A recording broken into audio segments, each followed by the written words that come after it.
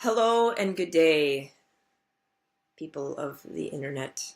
Um, I'm just taking a moment to give our first assignment. There's some gaps in the world we live in education, and one of the major gaps is we keep telling you what to learn, but we never really explain how to learn. Learning is not a passive activity.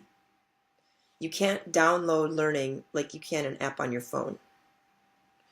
You can't just suddenly know math. Um, and if you haven't learned how to learn, that doesn't mean that you don't have the aptitude or the capacity. You just haven't learned how to learn. So there's some clear hows. The first one I would say is that you have to acknowledge you don't know something. And that it takes work to get there. Because if our brain isn't in that spot, nothing's going to come in. So it's that space that allows things to come into us. And that means you have to prep your mind. And I know it's hard when you're young, and it's hard when you have a lot going on. But it's better to spend 10 minutes of focused attention on something than an hour at a table with papers everywhere. Like, I was studying for an hour, but were you? Because your brain was on a text that your friend sent you, and you have siblings in your ear, and there's TV on, and there's a screen over here. So are you really studying for an hour? Right? And this is not like a judgment call. I've lived this, right? Or is you say that you studied for an hour a way to then explain frustrations. So you have to give yourself that. If you took 10 minutes instead of an hour, but made it 10 minutes of like, I'm shutting all that stuff out, right? I'm no longer at my job. I'm no longer worried about this fight with my friend. I'm no longer worried about this other class that I need credit in. I'm all present right here, going to learn this thing, which in our case is math. The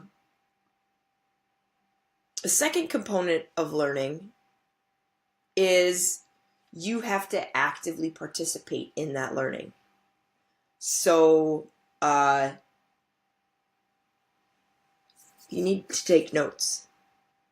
This is where screens are rough, because there's this idea that, like, oh, if I, your teacher, right, click together the perfect Google Doc, color-coded for you to just fill in the blanks, somehow that'll make your learning easier. That's not true. What that teaches you, it's like, if you guys know me at all, you know I like to run. I'm a runner. I've done, like, I lost count, 15 marathons. I've done an Ironman. I've done triathlons. I have yet to qualify for the Boston Marathon, which is a frustration of mine, but I'm letting that go. I'm learning myself. But I know how a person could qualify for Boston. But I have to put in the work. Every time that I've toed the line of a marathon, wanting to have qualified for Boston, I have mental hurdles in my way. And then there are physical things that I just didn't cut through that. So when I run the marathon, when you're out there, I do well, but I didn't practice that. I didn't practice to get there. And when I watch an Olympian, even if I know some people who are track runners, and even though I know in theory what can get them to go so fast, I haven't done it. So when I show you the Google Doc and the color coding and the this and this, and you're wanting to fill it in, the act of writing puts it in your brain. So you still need to take notes, even if the note taking is just for you. And this is for anything in life. It's not just math at school. It's for anything in life. The world is full of possibilities. If you've gone up to Wilderness Canoe Base, you know that there's just like, the forest alone, lakes.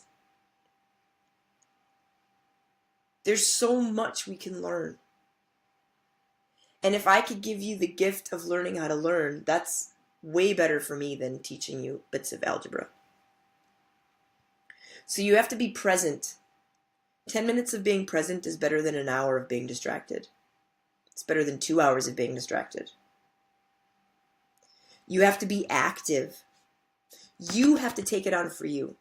I cannot do anything for you. I'm just here to disseminate information that I've learned. And the third thing I'd say right now for today is you have to be curious.